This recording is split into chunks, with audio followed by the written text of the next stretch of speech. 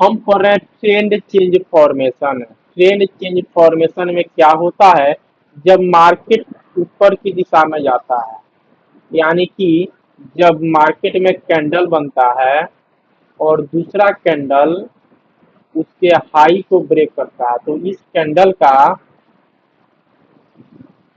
ए जो है लो है और ए जो है ओपनिंग भाग है और ए वाला जो है क्लोजिंग भाग है और ए जो है इस कैंडल का हाई है। ठीक है। तो जब भी कोई एक कैंडल बनता है और दूसरा कैंडल अगर उसके हाई को ब्रेक कर रहा है, यानी कि हाई को तोड़ करके तीसरा कैंडल ऊपर की दिशा में जाता है और फिर उसके बाद कोई कैंडल अगर बनता है और उसके हाई को ब्रेक करता है, तो इसमें हम देखते हैं कि मार्केट लगातार जो है ऊपर की दिशा में जा रही है। मार्केट लगातार ऊपर की दिशा में जा रही है, यानी मार्केट का ट्रेंड स्ट्रांग है। तो इस समय हमेशा हम बाई की एंट्री करेंगे। जब भी मार्केट ऊपर की दिशा में जाता है तो हम बाई हमेशा कॉल की एंट्री करेंगे। कॉल का हमेशा हम एंट्री करते हैं, उस समय हम हमेशा कॉल का एंट्री करेंगे। जब भी मार्केट ऊपर की दिशा में जाएगा तो हम हमेशा कॉल को बाई करेंगे। इतना चीज आपको समझ के रखना होगा कि जब भी मार्केट अप ट्रेंड में जा रहा हो, जैसे यहाँ बता रहा है हमारा थ्योरी क्या बोलता है, थ्योरी लिखा हुआ है, स्विंग हाई के बराबर पर अगर सपोर्ट बनाए तो हमेशा मार्केट स्ट्रांग में है और ऊपर जाएगा। जब भी कैंडल मैं आपको बना करके बताया था, जब भी कैंडल बनेगा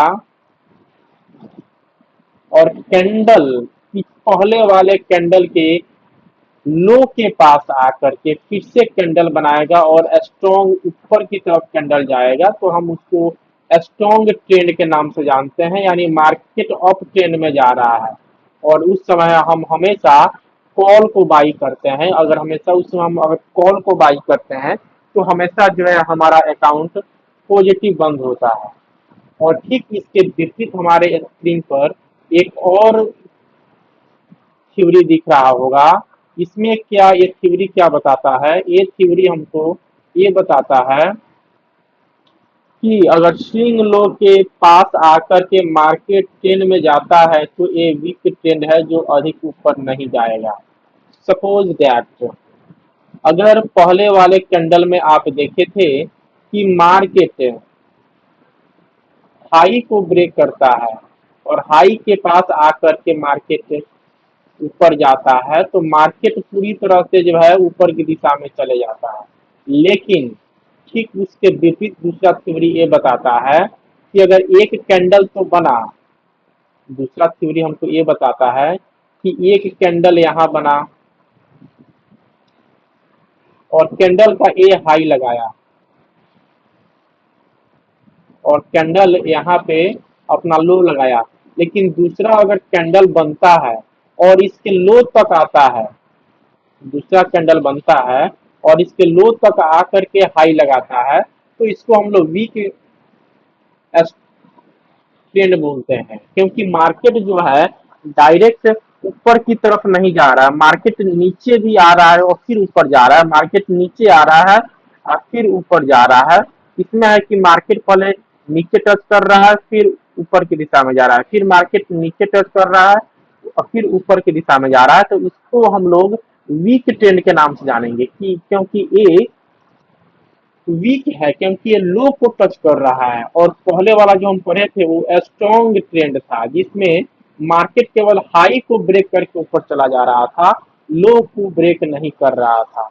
तो ये हमारा रहा स्ट्रॉन्ग चेंज फॉर्मेशन और वीक ट्रेंड फॉर्मेशन।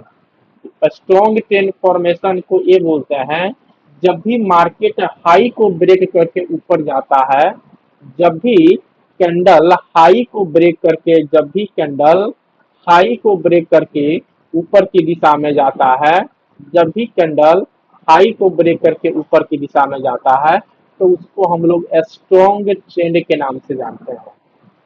ठीक उसके विपरीत जब भी कैंडल बनता है और लो को ब्रेक करता है, जब भी कैंडल बनता है और लो के पास आकर के फिर से कैंडल ऊपर जाता है, कैंडल लो को टच करता है और फिर कैंडल ऊपर की दिशा में जा रहा होता है, तो इसको हम लोग वीक ट्रेंड के नाम से जानते हैं। इसमें जो है मार्केट उतना मूव नहीं करता है, क्योंकि इसमें आपको प्रॉफिट भी दिखेगा और कभी कभी लॉस भी दिखेगा, प्रॉफिट भी दिखेगा, लॉस भी दिखेगा। लेकिन जब मार्केट स्ट्रॉन्ग ट्रेंड में रहता है तो आपको यहाँ जो है लाइव ट्रेड में मैक्सिमम 90% चांस रहता है, 90% चांस रहता है कि आपका अकाउंट जो है प्लस में प्रॉफिट बुक करके आप बंद करने वाले हैं। तो ये रहा